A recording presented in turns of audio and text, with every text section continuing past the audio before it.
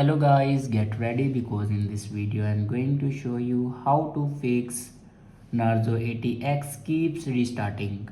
So watch this video carefully and follow every step as I am showing in video, and don't forget to subscribe the channel. So let's start the video. First of all, open settings.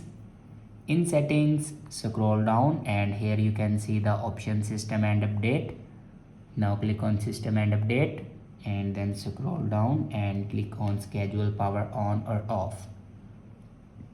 Now here you can turn off these buttons. If you turn on these buttons, then turn it off. After turn off schedule, turn on or off, then go back and on top you can see the option software update. Now click on it and here you can check your latest version will be updated or not.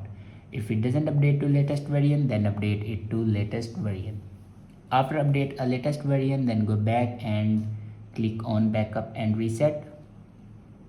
Now click on reset phone and in last you can see the option erase all data. Now click on erase all data and then enter your password to erase all your data. Erase all data basically means factory data reset. It will remove all the data in your device like photos, videos, documents, everything will be removed in your device. So after doing these steps, your problem will be fixed. I hope this video is helpful for you. Thanks for watching.